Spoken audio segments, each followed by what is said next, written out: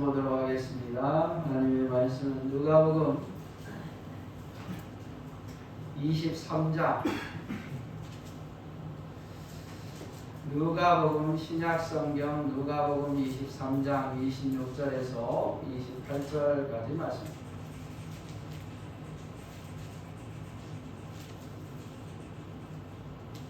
23장 26절에서 28절 말씀, 제가 말씀 봉독해 드립니다. 그들이 예수를 끌고 갈 때에 시몬이라 하는 구레네 사람이 시골에서 오는 것을 붙들어 그에게 십자가를 지워 예수를 따르게 하더라.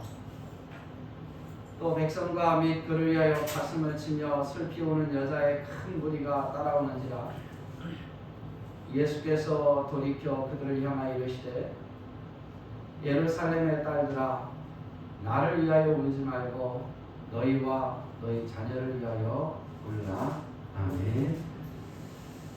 우리 서로 인사합시다. 주님의 이름으로 사랑하고 축복합니다. 주님의 이름으로 사랑하고 축복합니다.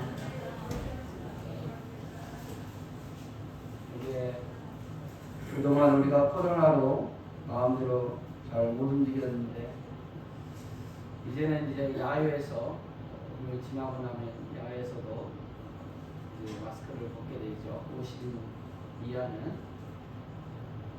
그리고 이제 식사도 마음껏 교회에서 할 수 있게 되었고, 또 코로나19가 있으면 있는 대로 참 사탄은 또 그 방법을 통해서 우리를 모이지 못하게 만들고, 없으면 또 없는 대로 야 이제 풀렸다 놀러 가자 하면서 또 이제 예배보다는 우리의 오락을 즐기는 일에 또 힘쓰는 것을 볼 수 있습니다.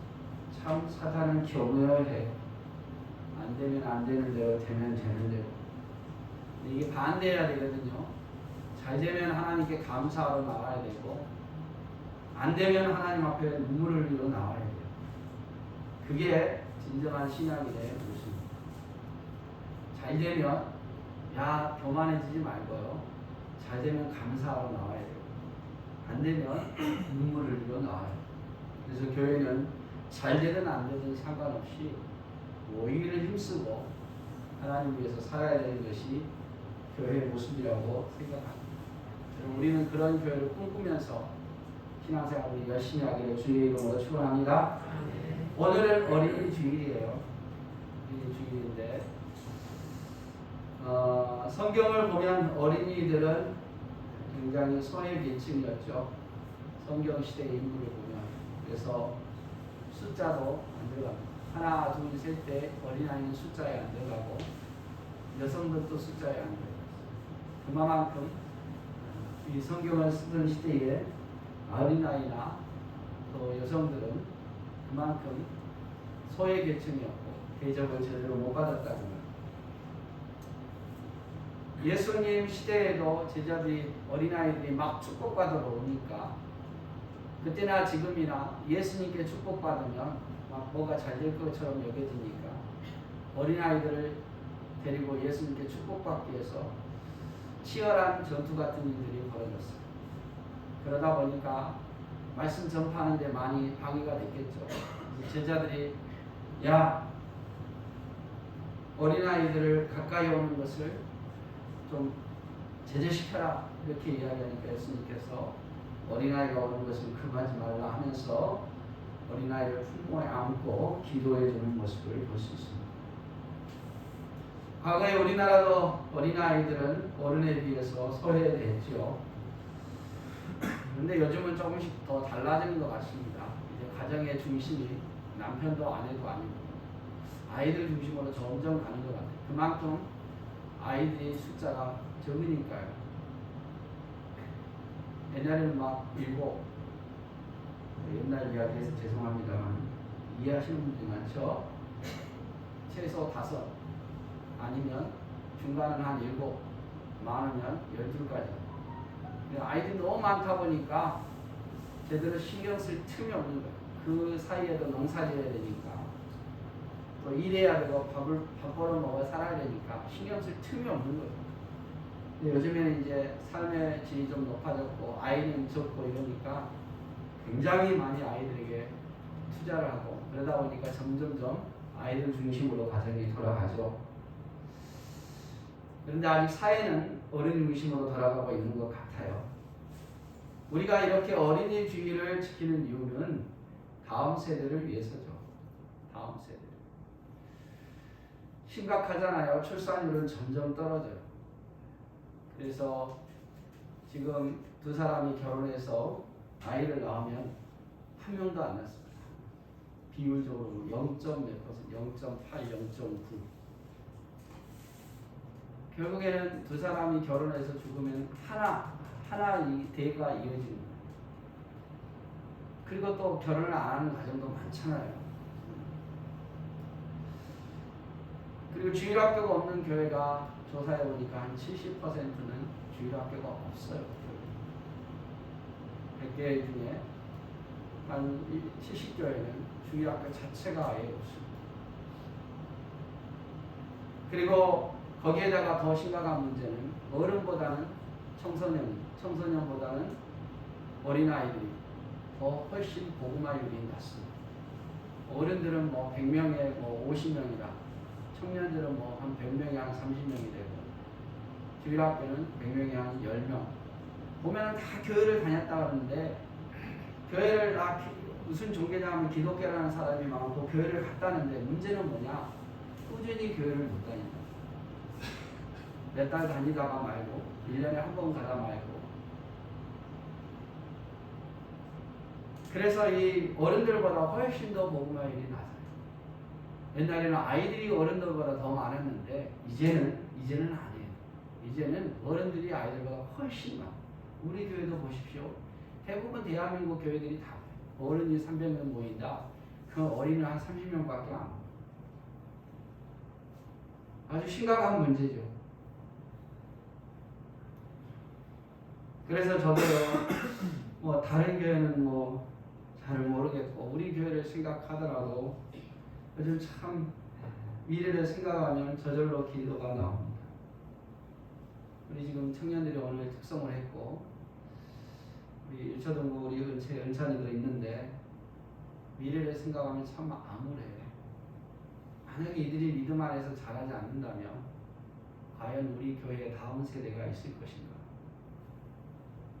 교회가 있으려면 하나님의 은혜가 첫째로 있어야 되고 사람이 있어야 되고 재정이 있어야 되잖아요. 근데 이제 한 20년 지나고 나면 다 대부분 다 은퇴하시고 하나님 나라 가게 될 텐데 안 그런 사람도 있겠지만 근데 20년 지나고 난 후에 우리 교회가 과연 지켜줄 수 있을 것인가? 방법은 다른 게 없어요. 우리 청년들의 믿음이 어린 생명들의 믿음이 자라야 돼요. 목사님이나 누군가는 모실 수 있겠지만 장로님이나 지금 왕수 집사님처럼 교회 책임의식을 가지고 시간적으로 헌신하고 물질적으로 헌신하고 예배로 헌신하는 사람들이 지금만큼 있어야 그래도 지금만큼 유지되겠죠. 근데 만약에 지금 있는 이 청년들이 그렇게 안 된다. 그러면은 교회가 사라지는 거예요. 얼마나 마음에 저는 그런 거 생각하면요. 어떻게 해야 되나. 아직 이 젊은 청년들이 기회는 있습니다만 그래도 여기 명령을 이어가면서 소득의 10의 1조도 드린 청년들도 있고 주일 예배를 잘 지키는 청년들도 있고 시간의 헌신이 하겠지만 그러나 지금 청년들로는 부족하고 더 많은 사람들이 다음 세대에 있어야 돼요. 그래야 이만큼이라도 되는 거겠죠. 그런 거 생각해보지 않으셨어요? 뭐 나는 상관없어. 나만 교회 다니다 끝나면 돼. 이 교회가 다음이 없다. 뭐 우리 교회만 그러겠습니까? 우리 교회가 더 작은 교회는요. 앞으로 더 어떤 다른 교회들은요. 뻔히 보이는 건 아니겠습니까? 내 자녀가 우리 교회 청년들, 우리 학생들이, 우리 젊은 사람들이 믿음 안에 서지 아니하고 그러면 교회의 미래가 뻔하잖아요. 점점점 줄어들 수밖에 없어요. 실제로 지금 그렇게 되어가고 있고 많은 교회들이 앞으로 한 30년만 지나면 어떤 일이 벌어지겠습니까? 이렇게 가다가는 30년 지나면 사라지는 교회들이 반 이상이에요. 큰 교회나 몇 명을 유지해 가겠죠. 또 어디 막 유명하다는 교회는 그래도 부흥하는 교회들이 있겠죠. 그러나 제가 보는 관점은 30년 지나면 지금 교회 절반도 남지 않을 거예요. 유초등부 때는 재미로 다니죠. 재미로. 저도 그랬으니까. 재미로 다녔어요. 인정해주고 상도 주고 재미로 다녔어요. 그런데 중고등부가 되면 공부한다고 빠지고, 청년이 되면 또 대학생활에 유혹이 있어서 빠지고 점점 줄어들어요. 유초등부에서 100명 다녔다 중고등부는 한 70명, 청년부는 더 줄고, 청년이 돼서 이제 직장을 가면 직장 때문에 또 안 다니고, 직장에서 결혼하면 더 안 다니고, 그런 상황이에요. 그런 상황. 만약에 이대로 가다 보면 서양처럼 수천 명, 수만 명 모였던 교회가 수십 명으로 줄지 않으려는 법이 없어요.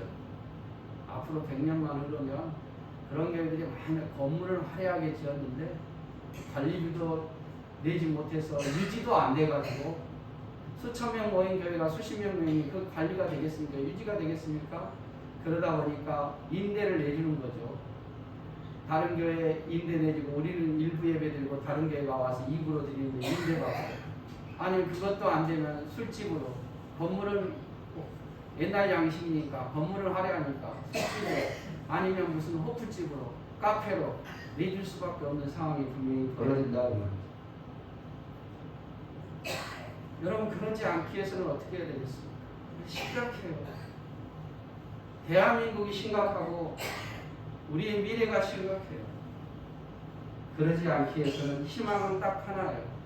우리 자녀들, 우리 주일학교, 우리 청년들, 우리 젊은 우리 집사님들에게 희망이 있는 거예요.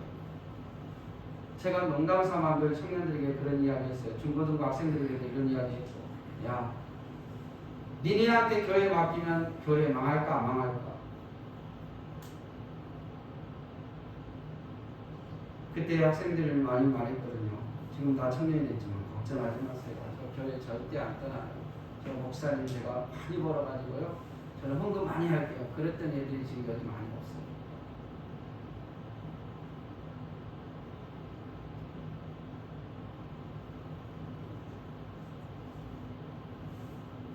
우리 교회의 미래 문제, 우리 교회의 미래 문제. 이들이 믿음 안에서 자라지 않으면, 그냥 우리 심각하게 한번 생각해 봅시다. 우리 이들이 자라지 않으면, 우리 청년들 지금 헌신하지 않고 교회 중심으로 살지 않으면 다음 세대 어떻게 되겠습니까? 어떻게 해서 빚을 없애서 건물을 물려준다고 하더라도 나중에 서로 믿음 없다 보면 서로 다툴 거 아니에요.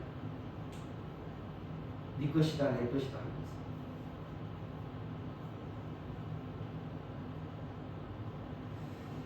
우리 자녀들, 우리 청년들에게 희망이 있습니다.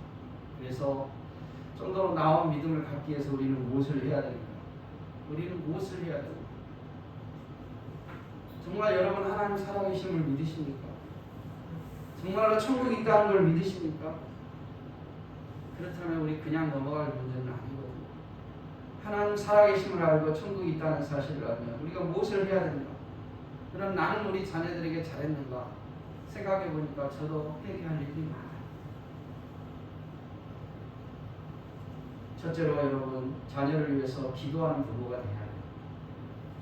오늘 예수님께서 하신 말씀 저는 늘 잊지 못해요. 예루살렘 딸들아, 나를 위해서 울지 말고 너희 자녀와 너희를 위해서 울어라. 또 다른 복음서는 예루살렘을 위해서, 교회를 위해서 울어라. 예수님 막 따라오면서 막 우는 거예요. 아, 얼마나 아프실까, 얼마나 힘드실까. 예수님께서 그들에게 뭐라고 말합니까? 나를 위해서 울지 말고 더 중요한 것은 네 자녀를 위해서 울고 교회를 위해서 울고 너 자신을 위해서 울어라. 앞으로 닥쳐올 수많은 위기와 그런 상황 속에서 그 고난과 어려움을 잘 아시는 주님께서 너희 자녀와 너와 너희 교회를 위해서 올라와 표현하고 있습니다. 왜냐하면 교회와 자녀는 다음 세대거든요. 미래예요. 여러분, 교회가 없으면 우리 신앙생활 지키기 힘듭니다. 우리의 다음 세대 자녀들이 믿음 안에 자라면 교회는 유지되지 않습니다. 미래를 위해서 올라옵니다. 미래를 위해서. 여러분의 신앙이 교회에 없어도 될 것 같지요? 제가 보는 관점에서는 여러분 교회가 없으면 여러분 신앙 못 지킵니다. 물론 교회가 워낙 많으니까 다른 데 가면 되지요. 근데 그 적응 시간이 상당히 걸려요. 맨날 이방인 같고. 그래도 지금 다니면 우리 같이 얼굴도 알고 그러니까 아유 오셨어요 막 이렇게 하지만 처음 가보십시오. 교회 어색하고 굉장히 낯설지도 않고 그러다가 몇 달 가면 다녀 말어 이런 생각 들고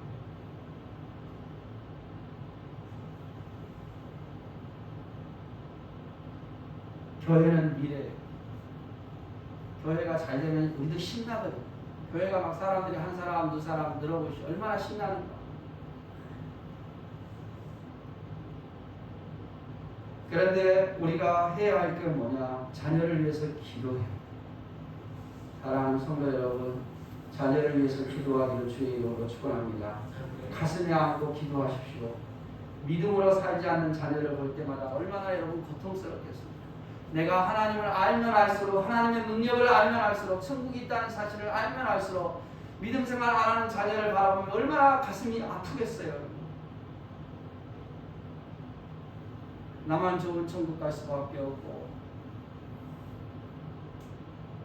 나만 하나님께 살아계시면 하나님의 인도를 받는데 내 자녀가 인도를 못 받고 있고 하나님 나라 갈 수 없다고 생각하고 가슴이 얼마나 미어지겠어요. 저도 두 아들이 있는데요. 가장 소망이 그래요. 자녀들이 신앙생활 잘해줬으면 좋겠어요. 하나님 의지하고 살았으면 좋겠어요. 그게 제 소망. 근데 그렇지 못하다고 생각하면 마음이 너무 아파요.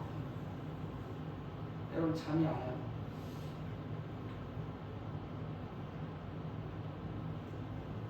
그래서 우리 자녀를 위해서 할 수 있는 가장 큰 선물은 뭐냐? 기도예요. 기도. 성경을 보면 기도에는 능력이 없어요. 능력이 없어요. 기도에는 기도보다 더 큰 능력이 없다고 말이죠. 아무리 봐도 성경을 봐도 기도하지 않는 사람은요 큰 사람이 될 수가 없어요.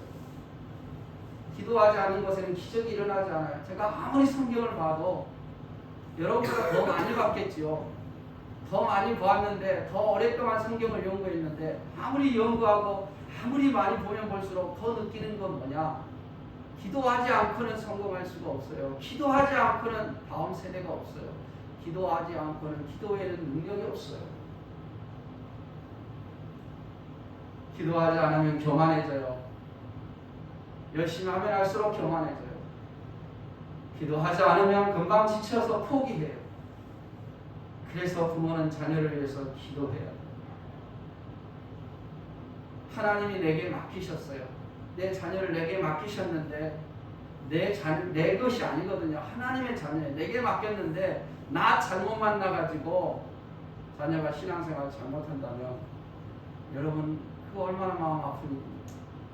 다른 부모 만났다면 신앙생활 잘했을 텐데 나 부모 만나가지고 신앙생활 못한다. 특별히 여러분 자녀를 위해서 기도할 때 어떤 제목을 가지고 기도하느냐. 유혹에 빠지지 않기를 위해서 기도해 주십시오. 우리 자녀들 수없이 유혹해. 수없이 유혹해.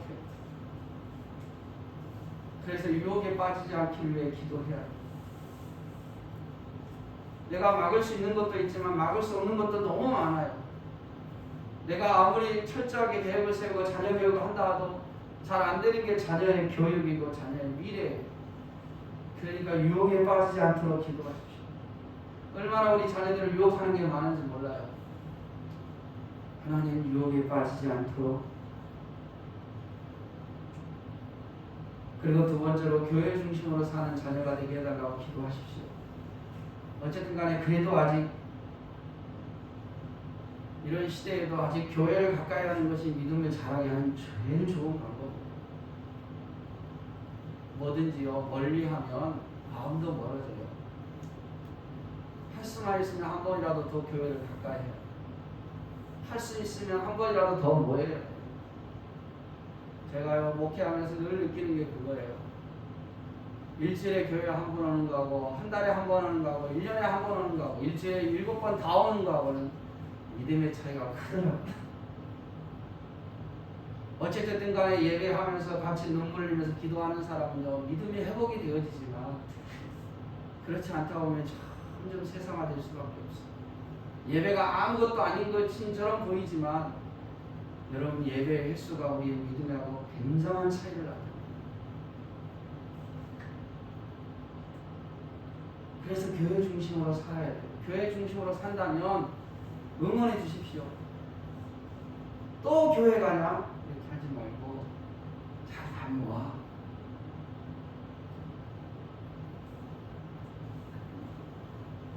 또 기도할 수 있는 자녀가 되게 해달라고 기도하십시오. 어려울 때 하나님을 의지할 수 있는 자녀.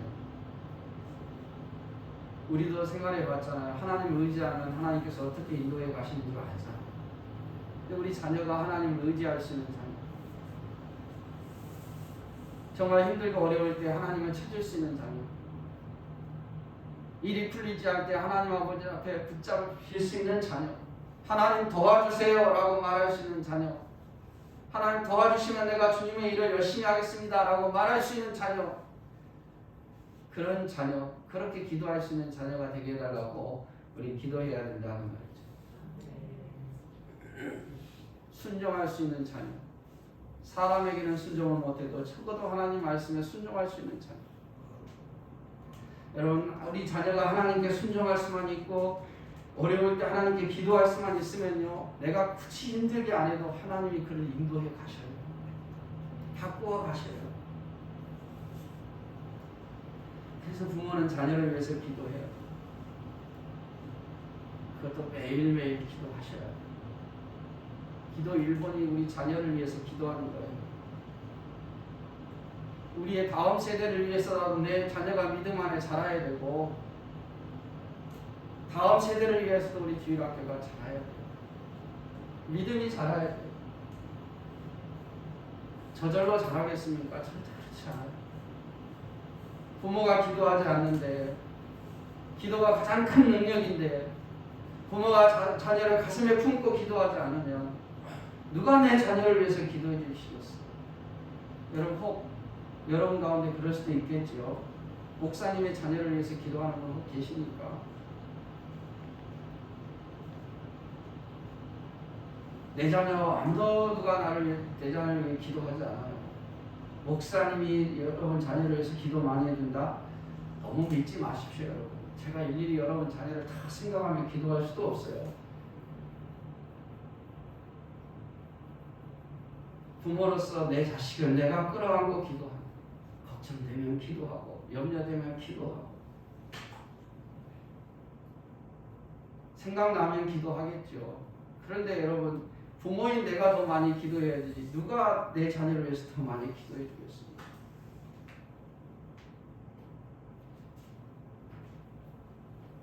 그래서 부모는 당연히 자녀를 위해서 기도해야 돼요. 기도가 능력이라고 생각하시고 매일매일 자녀를 위해서 기도해야 돼요. 일기 쓰듯이 매일매일 자녀를 위해서 기도해야 돼요. 여러분, 그러한 부모가 되기를 다시 한번 주님의 이름으로 축원합니다.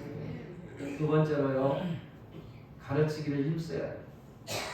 예배서도 6장 4절에 보면요, 또 아기들아 너희 자녀를 노엽게 하지 말고 오직 주의 교훈과 훈계로 양육하라.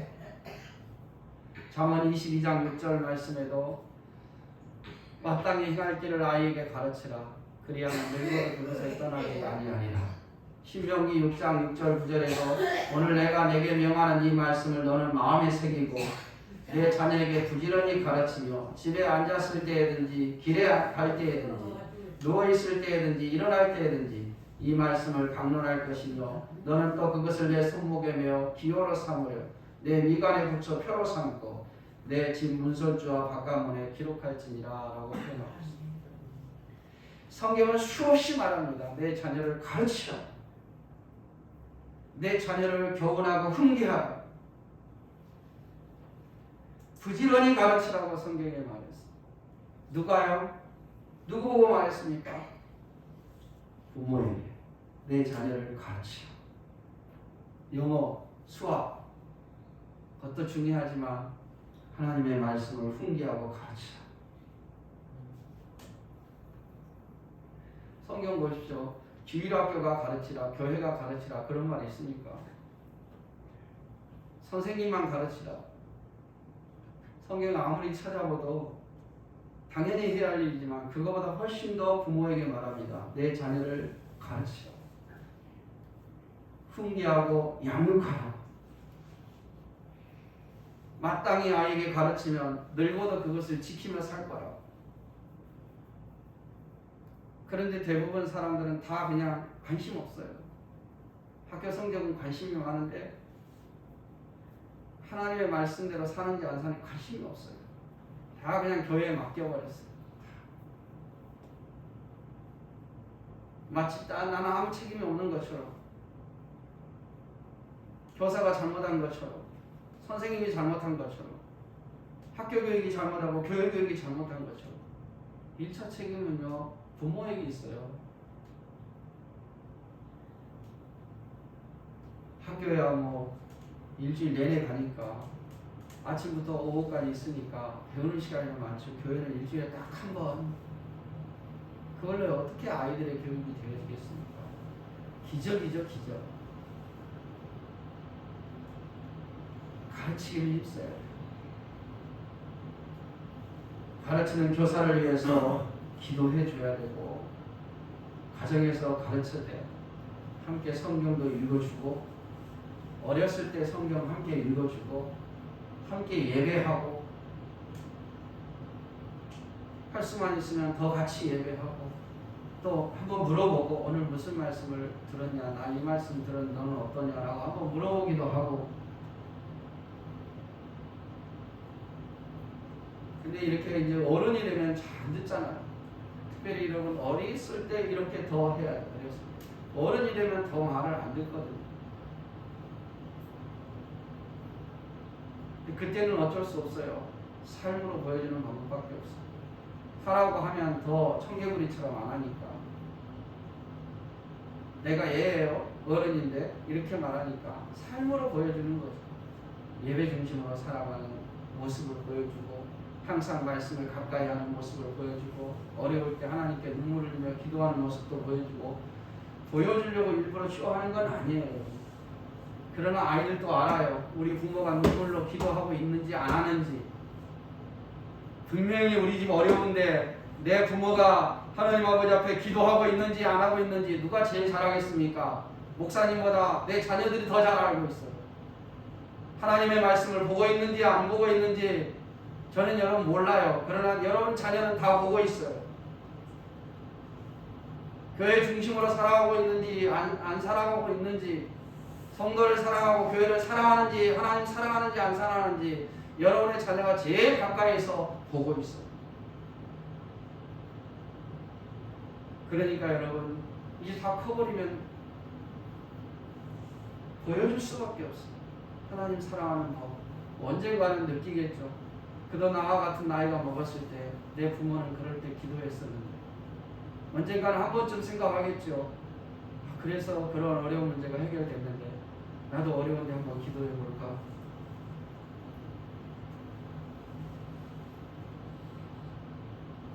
삶으로 보여줄 수밖에 없어요. 그래도 여러분 우리 청년들이나 우리 은찬이는 참 행복한 줄 알아야 돼요. 그래도 부모님 믿는 부모들이 있잖아요. 저는 여러분도 대부분 많이 그렇겠지만 어렸을 때 누가 이런 걸 가르쳐줍니까? 부모가 기도하는 모습 한 번도 본 적도 없어요. 성경 읽는 모습도 본 적도 없고.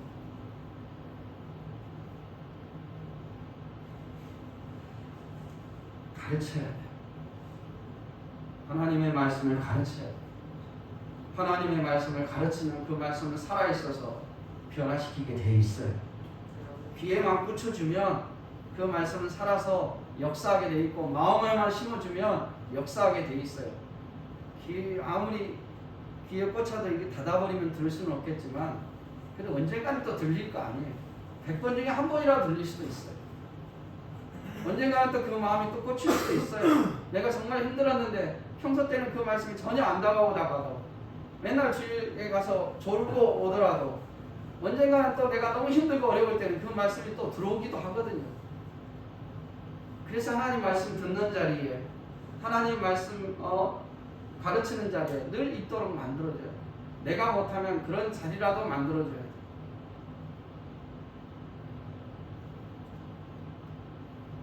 그리고 축복하십시오. 오늘 예수님께서 마가복음 10장 16절 말씀에 그 어린아이를 안고 저희에 안수하시고 축복하셨다. 아이들을 자주 안아주십시오.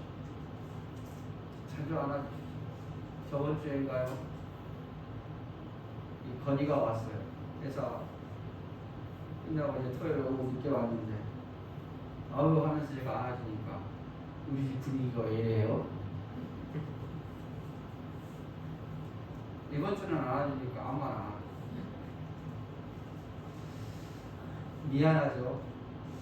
그런데 할 수만 있으면 자주 안아주십시오. 그리고 자주 축복해 주십시오. 돈 드는 것도 아닌데 축복해 주라는 것. 특별히 기회 있을 때 자녀가 아플 때 안 아플 때는 막 안 하려고 그러겠죠. 아프면 누워있잖아요. 아플 때 손을 얹어서 기도도 해주고 시험 앞두고 있을 때 고민에 빠졌을 때 그때가 기회거든요. 그때 진실된 마음으로 기도해 주십시오. 안아주고 축복해 주는 것처럼 좋은 게 없어요. 물론 흠이 많겠습니까? 나는 50년 살았는데 60년 살았는데 자녀는 얼마 안 살아서 얼마나 흠이 많겠어요. 얼마 안 살았기 때문에 막 틀린 게 너무 많지요. 경험도 없기 때문에 자기는 옳다고 막 말하지만 더 오래 살아보면 그게 아닌데 그러나 어떡할까요? 그래도 못한다는 소리보다는 잘한다는 소리를 더 많이 해주시고 안아주시고 축복해 주시고 못한다고 해가지고 좋을 게 하나도 없으니까 더 믿음이 자라는 게 아니라 못한다고 했을 때 훈계했을 때 잘하는 아이들도 있지만 대부분 안 그렇잖아요. 그러니까 못한다고 말하기보다는 잘한다고 말해줄 때 신이 날 거 아니에요. 고등학교 3학년이 되면 온 집안이 비상이 됩니다. 우리 지금 고3 아이가 2명 있죠. 그런데 집안이 비상. 온 집안이 그냥 비상 걸리듯이 웬만하면 건드리면 안 돼요. 온 집안이 다 신경을 쓰잖아요. 마찬가지예요. 이제 우리가 부모님이 일차 책임이 있지만 우리 교인들은 그럼 내 자녀 아니니까 이렇게 생각하지 마시고 우리 청년들, 우리 학생들, 우리 유초등부 아이들 우리 교회가 비상 걸린 마음으로 하루에 매일 기도하라고 힘들면 일주일에 한 번이라도 아이들 이름 불러가면서 함께 기도합시다. 우리 교회 미래잖아요. 우리만 신앙생활 잘하고 교회가 문 닫으면 안 되잖아요. 다음 시대도 있어야 되지 않습니까? 다음 시대에 이끌어갈 만큼 그렇게 믿음이 자라야 되지 않겠습니까? 교회 중심으로 살아야 되지 않겠습니까? 적어도 내가 없어도 하나님께 예배할 수 있고 교회를 위해서 헌신할 수 있는 사람 한두 사람은 안 되잖아요. 적어도 10사람 이상 돼야 돼요. 10가족 이상 돼야 교회가 갈 수 있어요. 그런데 지금보다 더 믿음이 살아요. 그래서 비상 걸린 마음으로 우리가 교회 아이들을 위해서 늘 기도하고 함께 살아갔으면 좋겠습니다. 이제 말씀을 맺습니다. 사랑하는 부모님 여러분, 저를 비롯해서 우리 부모된 모든 사랑하는 형제 자매들이여 자녀를 위해서 기도합시다. 그리고 말씀을 가르칩시다. 내 책임으로 여기고 말씀을 가르치고 그 나이가 넘어가면 안 들으려고 그럴 거니까 행동으로 보여주고 믿음으로 사는 모습을 보여주고 그리고 자주 안아주고 축복해주고 사랑한다는 말해주고 그래서 어떻게든지 잘 달려서라도 믿음으로 세우고 나보다 더 멋진 믿음의 일꾼이 되기를 위해서 기도하면서 다음 세대를 이어가는 우리 사랑하는 생명교회 모든 동역자들에게 주의 이름으로 축원합니다.